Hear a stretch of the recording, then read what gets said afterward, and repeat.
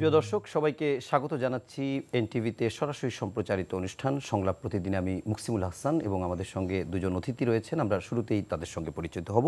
আমার ঠিক বামে রয়েছেন ডাক্তার সাখাওয়াত হোসেন শান্ত, তিনি সাধারণ সম্পাদক জি9 এবং একই সঙ্গে রাজনীতি বিশ্লেষক।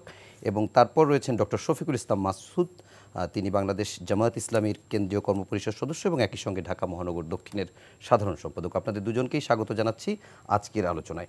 আমি একেবারে কোনো ভূমিকা দিলাম না, শান্ত ভাই আপনাকে দিয়ে শুরু করি। আজকে আমাদের যে আলোচনার বিষয় সেটি নির্ধারিত হয়েছে বিভেদের রাজনীতি, রাজনৈতিক বিভেদও বলতে পারেন, ঐক্যমতে অনৈক্য বলতে পারেন,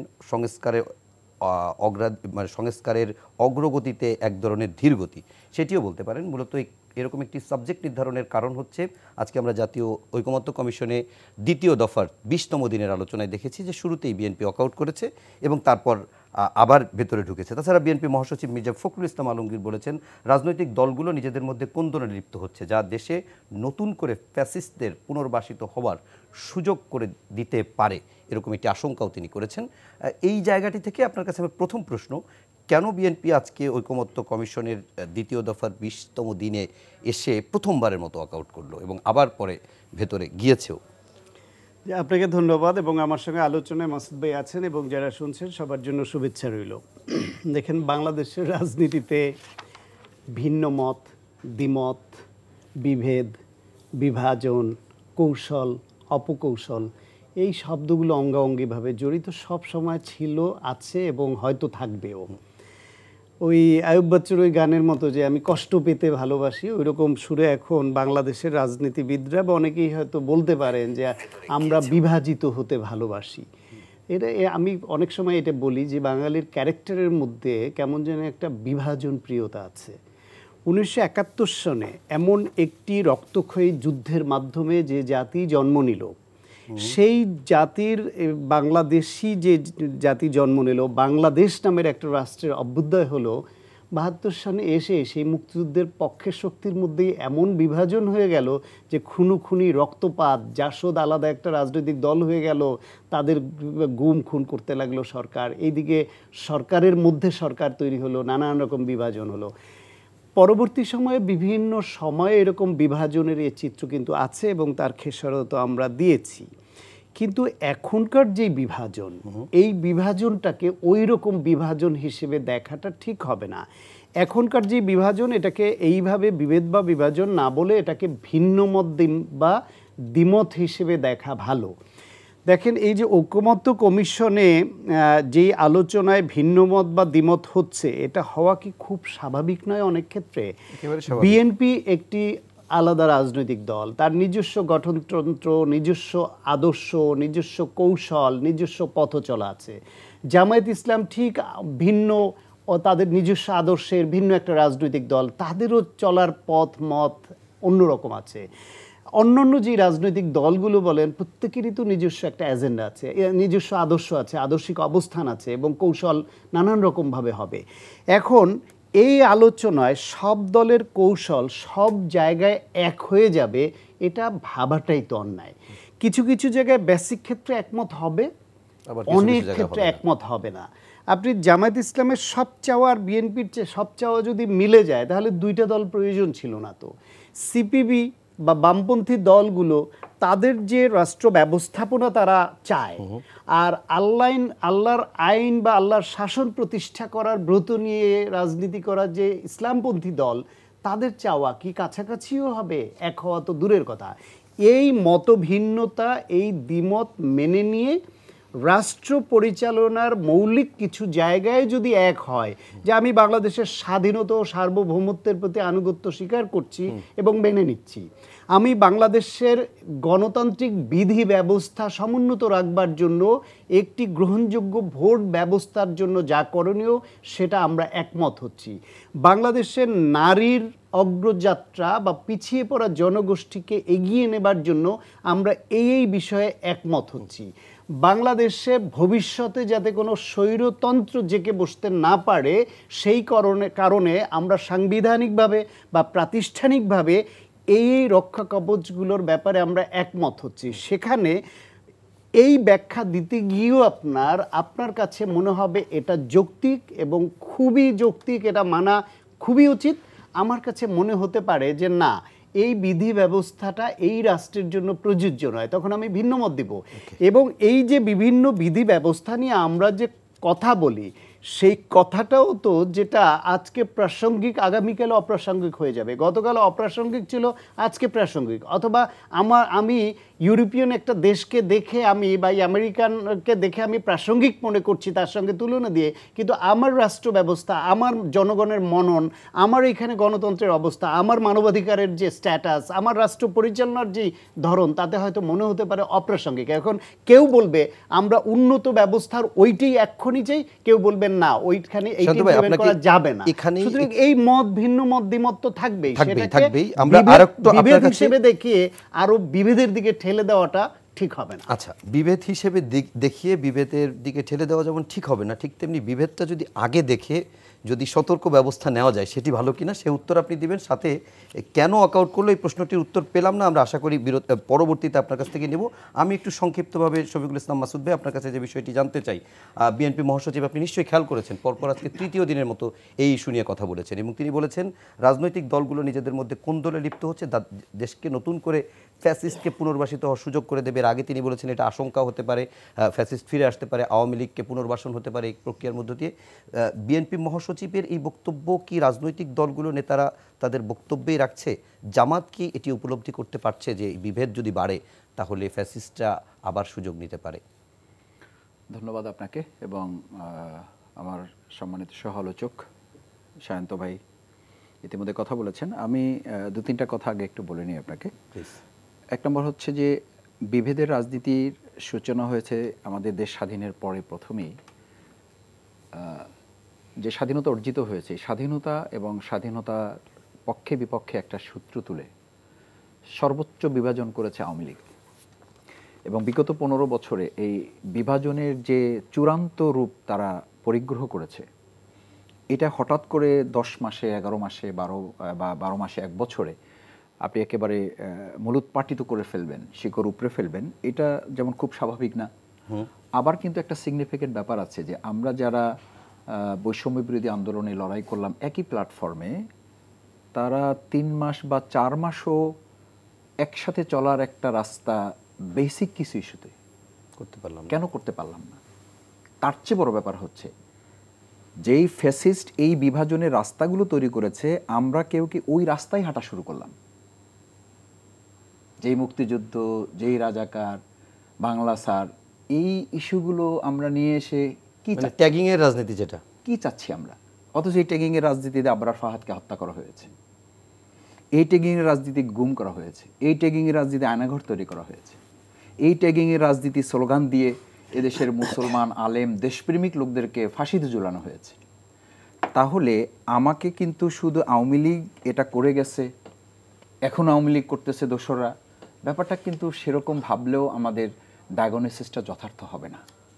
আমরা তো প্রকাশ্যে দেখতে পাচ্ছি রাস্তায় এই স্লোগান, এবং সেই স্লোগান দেওয়ার পর যে কেউ তাকে থামিয়ে দিচ্ছে, কেউ বলছে এটা। আমি একটা জায়গায় এসে শুনেছি সিনিয়র রাজনীতিবিদ জনাব সালাউদ্দিন সাহেব এটা বলেছেন যে রাজনীতি, মুক্তিযুদ্ধ, রাজাকার, এই ইস্যু আমাদের এখনকার এই সময়ের জন্য এটা খুব গুরুত্বপূর্ণ না এবং এই রাস্তায় আমরা হাঁটতে চাই না, কারণ এটা ফ্যাসিস্টের রাস্তা। এটা যতক্ষণে বলা হয়েছে ততক্ষণে এটা অনেক দূর গড়িয়ে গেছে। সেই জায়গাটা আপনাকে, আমাকে, প্রত্যেককেই এবং জনগণের মধ্যে কিন্তু এটা অসম্ভব একটা বিরক্তির উদ্রেক করেছে। এই উদ্রেকটা একটা পর্যায়ে এসে এমন জায়গায় দাঁড়িয়েছে যে 2024 সালের জুলাই আগস্টে যেই ছাত্র জনতা বিশ্ববিদ্যালয়, স্কুল, কলেজগুলোতে রাত্রিবেলা হলের গেট ভেঙে নেমে তারা স্লোগান দিয়েছিল যে তুমি কে, আমি কে, রাজাকার, কে বলেছে, কে বলেছে, স্বৈরাচার, স্বৈরাচার, স্বৈরাচার, সেই একই স্লোগান কিংবা ওই সময়ের স্লোগানকেও কিছুটা অতিক্রম করে আমরা বলবো সেই স্লোগানটা যথার্থ হয় নাই, না দিলে ভালো হতো। বিরক্তির উদ্রেক এমন জায়গায় পৌঁছে যে আমাদের শিক্ষার্থীরা সেই পর্যন্ত স্লোগানে যেতে বাধ্য হলো যে তাদের ক্ষোভের মাত্রাটা, আমরা যারা এখন রাজনীতি করছি অথচ বৈষম্য বিরোধী আন্দোলনের যে ছেলেগুলো, আমাদের যে সন্তানরা, যে শিক্ষার্থীরা জীবন দিয়ে একটা বৈষম্য মুক্ত একটা পরিবেশ তারা চেয়েছিল, রাজনীতিবিদরা রাজনীতি করবে, কাঁধে কাঁধ মিলিয়ে কথা বলবে। আমি গতকালকে একজন বিএনপির সিনিয়র নেতা আমাকে প্রথমে মেসেজ দিয়েছেন, আমি মিটিংয়ে ছিলাম, কথা বলতে চাচ্ছেন, আমি খুব সম্মান করেই বলছি যে এটা আমার কাছে খুব ব্যতিক্রম মনে হয় নাই, কিন্তু এটা আমার খুব প্রত্যাশার জায়গা যে আমি ওনার বয়সে ছোট, রাজনীতিতে ছোট, কিন্তু উনি কথা বলেছেন, খোঁজ নিয়েছেন, শুধু খোঁজ নিয়েছেন এটার জন্য যে মাসুদ বা ভাই বলছেন, কিন্তু উনি আমাকে মাসুদই ডাকতে পারেন, বয়সে এতটা উনি আমার চেয়ে বয়স্ক। কিন্তু আলহামদুলিল্লাহ উনি আমাকে বলছেন যে মাসুদ আমি শুধু ফোন করেছি আপনাকে, যে আমরা একসাথে ছিলাম না। আমি বললাম হ্যাঁ একসাথে ছিলাম তো। বলছে জেলখানে আমরা একসাথে খোঁজখবর নিয়ে নিই। আমি বললাম হ্যাঁ খোঁজখবর নিয়েছি তো আমরা। বলছে তাহলে মাসুদ আজকে এই পরিস্থিতিটা কেন? এইটা আপনাকেও কথা বলতে হবে, এবং আমাকে এইভাবে মেনশন করেছেন যে আপনাকে কথা বলতে হবে এটা নিয়ে। আমি বললাম যে আপনি তো নিশ্চয়ই আমার কথা শোনেন বলে এটা বলেছেন। আমি খুবই নিজেকে সম্মানিত বোধ করি যে আপনার মতো মানুষ আমার কথা হয়তো দুই একটা শুনেন। আপনি বলে যে আমি শুনি না, শুধু শুনি বলে আপনাকে আমি দায়িত্ব দিলাম যে আপনি এটা নিয়ে কথা বলবেন। দেখেন, এটা কিন্তু একটা রাজনৈতিক দল, জাতীয়তাবাদী দলের একজন নেতার বক্তব্য, তার একটা অভিমত, তার একটা প্রতিক্রিয়া, তার একটা প্রত্যাশা যে আমাদেরকে এক জায়গায় কথা বলতে হবে, আমাকে আলাদাভাবে উনি অ্যাসাইন করেছেন যে এটা নিয়ে কথা বলতে হবে আমাদের। এবং আমি এই টকশোতে বলি যে টকশোতে যখন কথা বলি, কথার মাঝে যখন অফ দ্য রেকর্ড থাকে, তখন আমরা নিজের আলাপ করি যে মাসুদ ভাই আসলে যাই বলেন কথা কিন্তু আমাদের বলতে হবে, কারণ বিভেদ হলে আমাদের তৃতীয় শক্তি আসবে। তৃতীয় শক্তি বলতে আমরা কোনো একটাকে মেনশন করছি না, তৃতীয় শক্তি কিন্তু আমাদের অনেকগুলো মিলে তৃতীয় শক্তি। আমাদের পার্শ্ববর্তী আধিপত্যবাদ আছে, আমাদের মধ্যে লুকিয়ে থাকা ফেসিবাদ বিরোধী শক্তি এখনও তো সব আমরা আইডেন্টিফাই করতে পারি নাই, আমাদের প্রশাসনের দোসর যারা আছেন, আমাদের এই গণমাধ্যম জগতই আপনি খেয়াল করবেন এখনও বিবিধের রাজনীতিতে। আমি এই কথাটা বলি সকল সাংবাদিকদের প্রতি সম্মান রেখেই বলছি যে কোনো কোনো ক্ষেত্রে কেউ কেউ এখনও আমি বলি যে রাজনীতিবিদদের ঐক্যবদ্ধ ভূমিকা পালনা এবং বিভেদহীন হওয়ার চাবিকাঠির জায়গা থেকে গণমাধ্যমগুলোরও কিন্তু একটা জবাবদিহিতা এবং দায়বদ্ধতার অনেক বড় জায়গা আছে। কোন নিউজটা করলে আমাদের জাতীয় ঐক্য আরও মজবুত হবে, সেই জায়গাটা বাদ দিয়ে যদি আরেকটা লাইন ওখানে চাইলে যোগ করে দেওয়া যায়, এবং এমন একটা লাইন যোগ করে দেওয়া হচ্ছে, ওই যে কোরআনে আমরা আয়াত ছোট সময় বলতাম লা তাকরাবুস সালাত, তোমরা নামাজের ধারে কাছে যাইও না। এই কথা বলে আপনি যদি ছেড়ে দেন, তো ছেড়ে তো দিতেই পারেন, এটা তো একটা সেন্টেন্স, কিন্তু সেন্টেন্সটা একটা অপূর্ণাঙ্গ, ইনকমপ্লিট। এটা কিন্তু আপনি বলছেন না, সে এটা দেখে বলতেছে ও তাহলে তো জামাত বিএনপি লেগে গেছে, মানে তাতে সে খুব খুশি হয়ে যাচ্ছে, কারণ তার তো মানে ইনডোরে তার একটা এরকম মানে অ্যাসাইনমেন্ট আছে, তাকে হয়তো কেউ কেউ পিছন থেকে প্রমোট করছেন।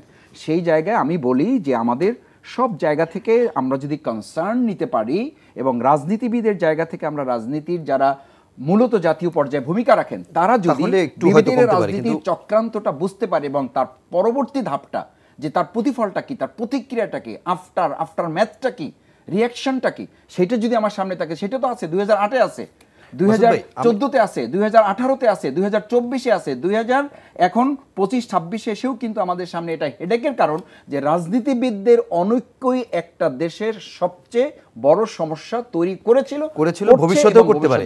আমি ওইখান থেকে আপনার পরে আর একটা প্রশ্ন একটু রেখে যাই, সেটি হচ্ছে যে ওই বিএনপির সিনিয়র নেতা আপনার কাছে যে জিনিসটি জানতে চেয়েছিল, বা আমিও যেটি আজকে জানতে চাই, সেটি হচ্ছে কেন এই বিভেদের রাজনীতি। এবং শফিকুল ইসলাম মাসুদ ভাই গত 15 বছর উদাহরণ দিয়ে বলছে আওয়ামী লীগ পরবর্তীতে এই বিভেদের রাজনীতি করেছে।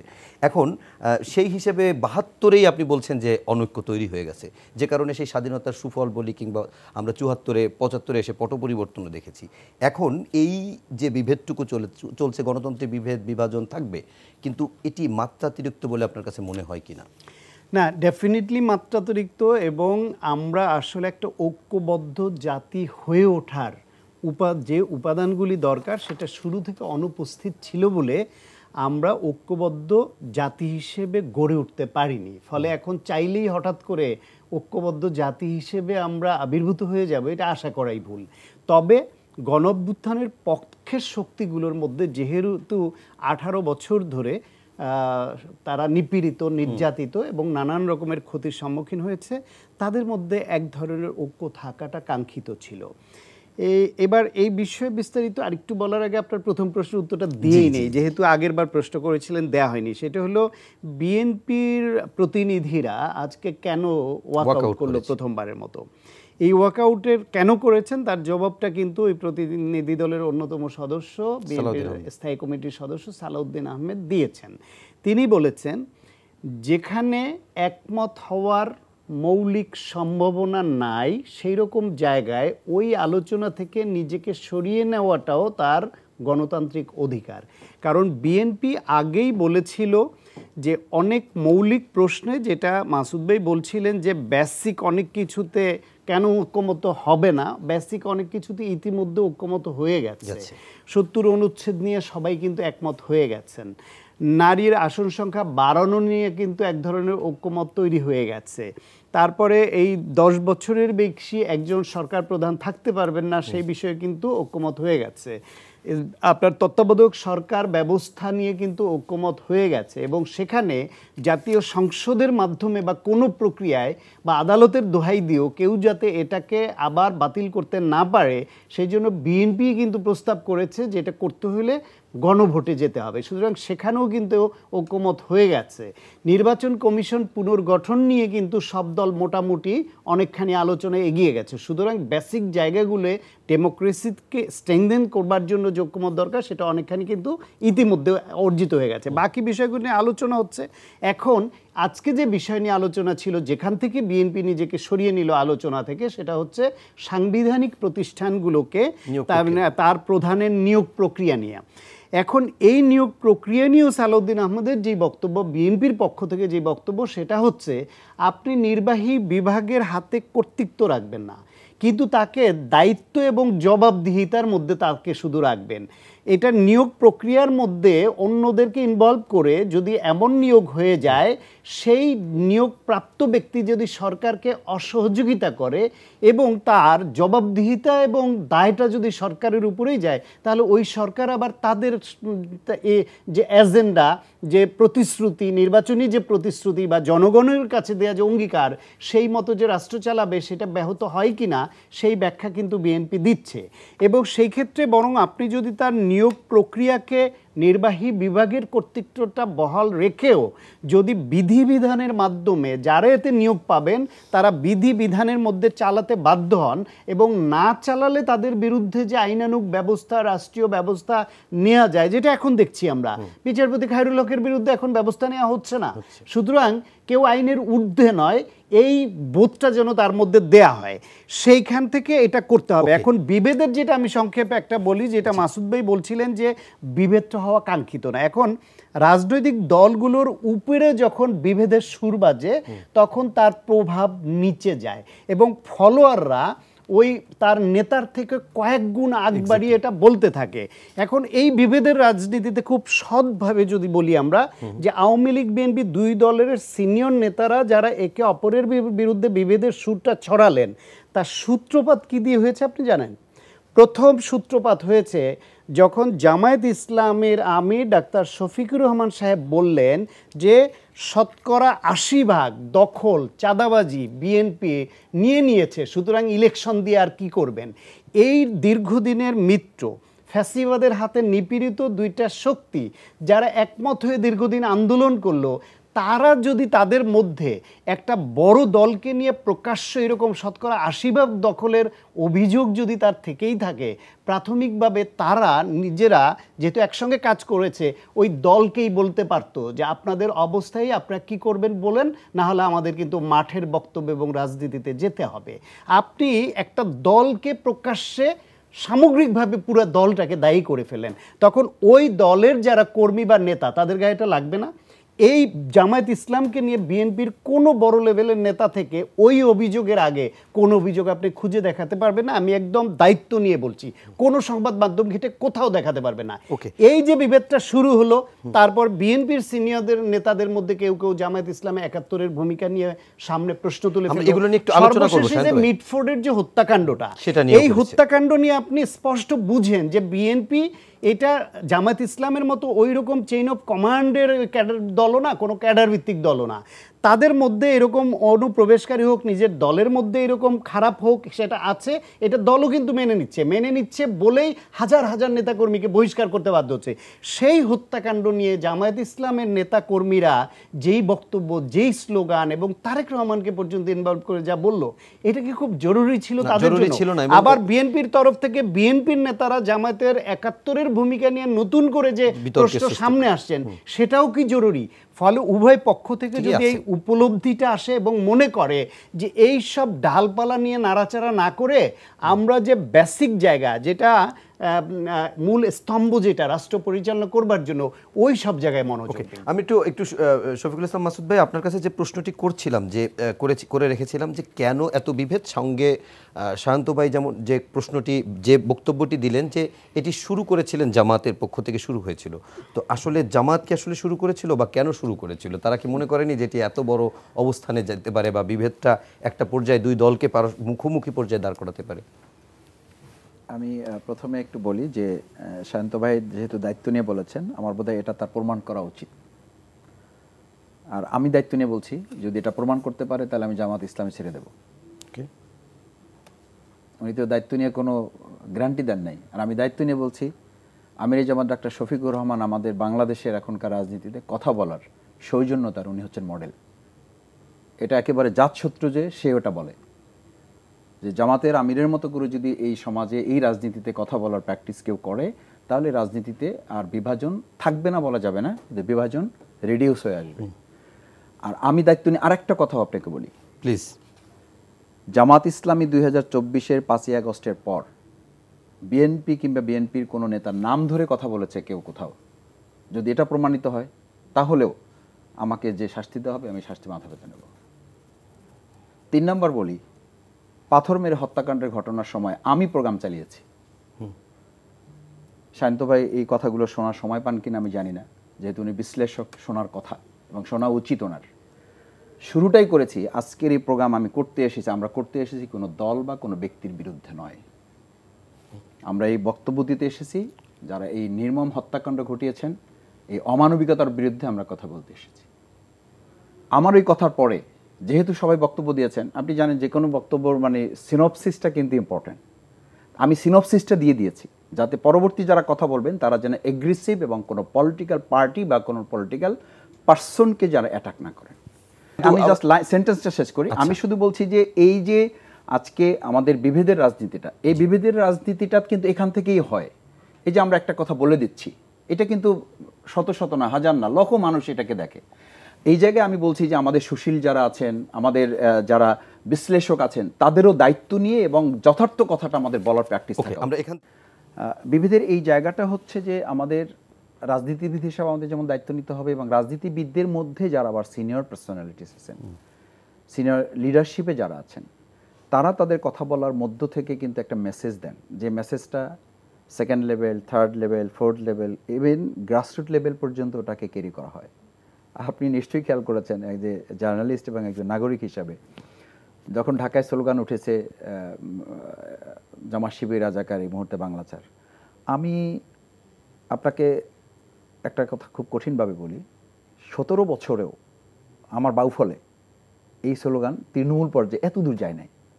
মানে বিভেদের রাজনীতিটা এই ঠিক গ্রাম পর্যন্ত পৌঁছায় নাই। অথচ খুব দুর্ভাগ্যজনক, ওই যে বললাম না যে যখন আপনি উপর থেকে মেসেজ যাবে, মাথা যখন নষ্ট হয়ে যাবে, মাথা যখন পচন ধরবে, শরীর বাঁচাতে পারবেন না। এই বছর এটা দেখলাম ওয়ার্ডে ওয়ার্ডে মিছিল হয়েছে। মানে মাসুদ ভাই, ওয়ার্ডে মিছিল হয়েছে। আমরা তো দেখি যে কেন্দ্রীয় নেতাদের সম্পর্ক খুব ভালো বিএনপি জামাতের। আমি বলি যে এই ওয়ার্ডে ওয়ার্ডে মিছিল হয়েছে যে জামাত শিবির রাজাকার, এই মুহূর্তে বাংলা ছাড়। আমি গ্রাম থেকে আমাকে কিছু ভিডিও পাঠিয়েছে, আমি দেখে খুব অবাক হলাম। লুঙ্গি পরা, স্বাভাবিকভাবে আমাদের গ্রামের মানুষ এইটাই করে, লুঙ্গি পরে, গেঞ্জি পরে, শার্ট পরে নর্মালি চলে যাচ্ছে, সেই মিছিল করতেছে জামাত শিবির রাজাকার, এই মুহূর্তে বাংলা ছাড়। এরকম একজনকে আমাদের মিছিল শেষে জিজ্ঞেস করছে, বলছে যে ভাই এবার আমাদের মিছিলের স্লোগান কাগজে ঠিক করে দেওয়া হয়েছে। এগুলো দেওয়ার জন্যই, এগুলো দেওয়ার জন্য ঠিক করে পাঠাই দেওয়া হয়েছে। ডিস্ট্রিক্টে পাঠানো হয়েছে, ডিস্ট্রিক্ট থেকে উপজেলায় পাঠানো হয়েছে, উপজেলা থেকে ইউনিয়নে পাঠানো হয়েছে, ইউনিয়ন থেকে ওয়ার্ডে পাঠাই দেওয়া হয়েছে।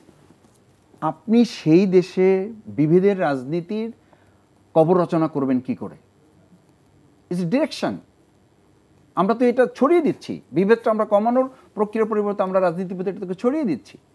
সেই জায়গায় আমি বলছি যে সিনিয়র লিডারশিপ যারা আছেন তাদের মধ্যে সম্পর্ক ভালো আছে, হয়তো মুখে মুখে ভালো থাকে। ওপেনে, ওই যে বললাম না, ওপেনে একরকম, গোপনে আর এক রকম। ওপেনে সে বলেন এইটা করতে হবে, এটা করতে হবে, গোপনে তিনি কিন্তু ওটাকে ধারণ করতে পারেন না। না ধারণ করার প্রেক্ষিতে যেটা হচ্ছে যে আমাদের এই 2024-এর আগস্টের পরে দেখেন শহীদের সংখ্যা নিয়ে আমি একটা কথা বলি আপনাকে। জামাত ইসলামী বারবার বলে আসছে, আমিরে জামাত এটা প্রথম শুরু করেছেন ডাক্তার শফিকুর রহমান, যে শহীদ কোনো ব্যক্তি বা দলের সম্পদ হবে না, দেশের। এটি কি হওয়ার কথা ছিল না? এই বক্তব্যটা কি ওনার হওয়ার কথা? এটা তো সবার হওয়ার কথা। এই যারা শহীদ হতে গেছে সে কি জামাত ইসলামের সাইনবোর্ড লাগাই গেছে, সে কি বিএনপির সাইনবোর্ড লাগাই গেছে, সে কি জাতীয় পার্টির সাইনবোর্ড লাগাই গেছে, ছাত্রদল শিবিরের সাইনবোর্ড লাগাই গেছে? সে দেশের জন্য গেছে, প্রয়োজনে গেছে, ফ্যাসিস্টের বিরুদ্ধে গিয়েছে। সেই লোকটাকে এখন আমরা কেউ শিবির বলছি, কেউ জামাত বলছি, কেউ ছাত্রদল বলছি, কেউ বিএনপি বলছি, বাট জামাত ইসলামীকে যতবার কোশ্চেন করা হয়েছে, আমার মতো ছোট মানুষ সেভারাল টাইম সাংবাদিকদের আমার মুখোমুখি হতে হয়েছে, ভাই আপনাদের শহীদের সংখ্যা কত? আমি বলছি যে ভাই আমাদের যতজন শহীদ হয়েছে সব আমাদের। তার মানে যে শহীদের তালিকা আপনারা দিয়েছেন সেটি কি সব শহীদ আপনাদের না? ইভেন আপনি জানেন যে আমরা শহীদ স্মারক গ্রন্থ বের করেছি। হ্যাঁ, ওইটার কথাই বলছি, ওটা কি সব শহীদ? সব শহীদদের আমরা সেখানে নিয়েছি। আচ্ছা, সব শহীদদের আমরা নিয়েছি। আমরা বলেছি তারা রাষ্ট্রীয় সম্পদ। এটা আওয়ামী লীগ এই রাজনীতি করেছে, এই রাজনীতি আমি করবো কেন? এই রাজনীতি বিএনপি করবে কেন? বিএনপি কেন করবে? এবং সেই শহীদের সংখ্যাও আপনি দেখেন যে সেই শহীদের সংখ্যাও এক এক মিটিংয়ে এক একটা বলা হয়। এক মিটিংয়ে বলা হয় 37 জন, এক মিটিংয়ে বলা হয় 153 জন, এক মিটিংয়ে বলা হয় 162 জন।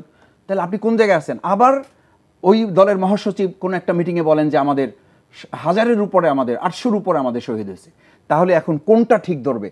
এর চেয়ে সুন্দর হতো না যে আমাদের এই শহীদেরা রাষ্ট্রের সম্পদ, জাতির সম্পদ। জামাত ইসলামী তো এটা আমরা যে 2 লক্ষ করে টাকা দিয়েছি, আমরা কিন্তু কেউ কাউকে জিজ্ঞেস করতে জানি আপনি কোন দল করেন।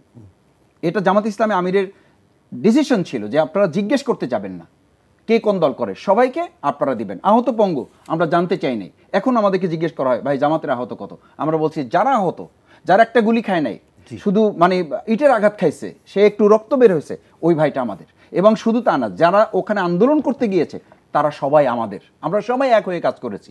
সেখানে শান্ত ভাই যেটা বলেছেন, ডাক্তার শফিকুর রহমানের প্রশ্নই নাই কোনো একটা দলকে। আমি বললাম আপনাকে যে আমি শফিকুল ইসলাম আসিফ সহ আমাদের কোনো প্রোগ্রামে বিএনপি এবং তাদের নাম ধরে এই সৌজন্যতাটুকু রক্ষা করার দায়িত্ব জামাত মনে করে, এবং সেই দায়িত্ব নিয়ে আমরা কথা বলেছি। আমি বললাম আপনাকে সবচেয়ে বেশি নেগেটিভ ইমপ্রেশনটা বিএনপি বা জাতীয়তাবাদী দল নিয়েছে কোন জায়গা থেকে? পাথর মেরে হত্যাকাণ্ড ঘটনাটা থেকে, যেখানে খুব স্বাভাবিক দেখা যাচ্ছে যে তারা বহিষ্কার করছে 11 জনকে, খুব স্বাভাবিক দেখা যাচ্ছে পুলিশ অ্যারেস্ট করছে, একেবারে তাদের দলীয় লোকদেরকে অ্যারেস্ট করতেছে, এবং তার পরিবারের সন্তান সে প্রকাশ্যে বলতেছে, তার মেয়ে বলতেছে, তার সে ছোট ছেলে সে মিডিয়াতে বলতেছে। তো এইগুলো দেখার পরেও কিন্তু আমরা যে 2টি প্রতিবাদ করেছি, সেই প্রতিবাদে আমার এখনো ভিডিও আপনি এখানে যদি দেখতে চান আমি দেখাতে পারি, এরপরে আমি আপনাকে এপিসোডে দেখাবো যে স্টার্টিংটা করেছি আমি বলে যে আমরা এখানে কোনো ব্যক্তি বা দলের বিরুদ্ধে কথা বলতে আসি নাই। আমরা আসছি 2006 সালের 28শে অক্টোবর লাশের উপরে নৃত্য করার যে দৃশ্য, এই দৃশ্য যে কোনো কারণে আবার আমাদের সামনে ফিরে এসছে, এটা আমরা পুনরাবৃত্তি হতে দেন, এবং যারা এর সাথে জড়িত অবশ্যই সে যে দলের হোক তাদেরকে গ্রেপ্তারের আওতায় আনতে হবে এবং শাস্তিমূলক ব্যবস্থা করতে হবে। সুতরাং সেই জায়গাটায় আজকে যদি কেউ মনে করেন যে জামাত ইসলামী এটা শুরু করেছে, এটা নির্বুদ্ধিতা ছাড়া এবং জামাত ইসলামের উপর অবিচার করা ছাড়া আর কিছুই না। এবং আমি মনে করি শান্ত ভাই যদি জেনে বুঝে এটা বলে থাকেন তাহলে এটা প্রত্যাহার করা উচিত, আর যদি জেনে বুঝে না করেন তাহলে উনি এটা চ্যালেঞ্জ দিয়ে ভবিষ্যতে আমি যেটা ওনাকে বলেছি সেই চ্যালেঞ্জ ওনাকে গ্রহণ করা উচিত। জি, একটু শান্ত ভাই আপনি এই চ্যালেঞ্জ প্রসঙ্গে কিছু বললে তারপর আমি পরের প্রসঙ্গে যাব। আসলে চ্যালেঞ্জ কি, এই মাসুদ ভাই তরুণ এবং ভালো কথা বলেন, লেখাপড়া জানা নেতা। জামাত ইসলামের মধ্যে যাদের কথা আমি শুনি এবং পছন্দ করি তার মধ্যে একজন হচ্ছেন মাসুদ ভাই। তিনি রাজনীতি ছেড়ে দেন, এটা আমি কোনোভাবেই চাই না। এবং আমি অনুরোধ করব, মানুষেরই ভুল হয়, আপনার রাজনীতি নিয়ে ব্যস্ত থাকেন, কাজ করেন, সেই ক্ষেত্রে যদি শুনতে বা ফলো করতে ভুল হয়েও থাকতে পারে, তবুও দয়া করে রাজনীতি ছাড়বেন না। এবার আমি বলি না, যে রাজনীতিতে আমি জামাতকে মিথ্যা করতে হবে না, আমাকে একটু সেই রাজনীতি কেন করব না, শেষ করতে দেন, তাহলে বুঝবেন। 7 সেপ্টেম্বর 2024 এই তারিখে সমকাল পত্রিকার একটা নিউজের হেডলাইন হচ্ছে বিএনপির সঙ্গে জামায়াতের টানাপোড়েন বাড়ছে। রিপোর্টে করেছে 2 জনে যৌথভাবে, রাজীব আহমদ ও কামরুল হাসান। এইখানের আপনি কোট আনকোট আপনাকে একটু কথা পড়ে শোনাই, তাহলে বুঝবেন যে আমি ভুল বলেছি কোন জায়গাটায়। বলছে 5 আগস্ট ছাত্র জনতার অভ্যুত্থানে শেখ হাসিনার পতনের পর বিএনপি ও জামায়াত ইসলামীর পথ আবার আলাদা হয়ে যায়। মতবিরোধ প্রথম প্রকাশ্যে আসে জামায়াতের আমির ডাক্তার শফিকুর রহমানের বক্তব্য ঘিরে। তিনি অন্তর্বর্তী সরকারের প্রধান উপদেষ্টার ভাষণ নিয়ে বিএনপির বিপরীতমুখী অবস্থান নেন, কৌশলে সমালোচনা করেন দীর্ঘদিনের মিত্র দলটির। এরপর ক্ষুব্ধ প্রতিক্রিয়া দেখা দেয় বিএনপিতে। বিএনপির দ্রুততম সময়ে নির্বাচন চাইলেও জামায়াত আমির বলেন, এখনও শত শত মানুষ হাসপাতালের বিছানায় কাতরাচ্ছে, রক্তের দাগ মোছেনি, বন্যায় দেশ আক্রান্ত। এই সময়ে কেউ নির্বাচন জিগির তুললে জাতি তা গ্রহণ করবে না। এই বক্তব্যে তিনি অভিযোগ করেন, বিএনপি ক্ষমতার ৮০% ইতিমধ্যে দখল করে ফেলেছে, ভিক্ষুকের থালা থেকে হাটবাজার কিছুই বাকি রাখেনি। এইবার বলেন, কোট আনকোট যেটা পড়লাম, আপনি ওই দুই সাংবাদিক এই পত্রিকাকে কাঠগড়ায় দাঁড় করান এবং ওই সময়ের অনেক পত্রিকার হেডলাইন আমি বের করব। আমি নিজে যেহেতু কলামিস্ট, আমি লিখি, আমার সংগ্রহগুলো থাকে, পয়েন্ট বাই পয়েন্ট আমি অন্তত 10টা সংবাদ মাধ্যমের হেডলাইন বের করে দিব যে জামায়াত ইসলামের আমির এই কথা বলেছেন। তিনি ওই সময় আরও দু একটা কথা অগ্রহণযোগ্য বলে তাকে ব্যাখ্যা দিতে হয়েছে। একটা হচ্ছে আওয়ামী লীগকে ক্ষমা করে দেওয়ার যে কথা বলেছিলেন তেজগাঁয়ে, সেই কথাটা নিয়ে পরে আবার ব্যাখ্যা দিতে হয়েছে, আমি এটা মিন করিনি, আমি ক্ষমার দৃষ্টান্ত রাখতে চেয়েছি, কিন্তু ফ্যাসিবাদ খুনিকে না, এই ব্যাখ্যা দিতে হয়েছে। তিনি বসুন্ধরা মিডিয়ায় গিয়েছিলেন ছুটে, সেটা একেবারেই প্রিম্যাচিউর একটা অবস্থা ছিল, মানে সেখানে আক্রান্ত হলে সেটাতে তাদের উপরে ফ্যাসিবাদের পক্ষে অবস্থান নেবার কারণে তাদের উপর রাক্ষোভ আছে।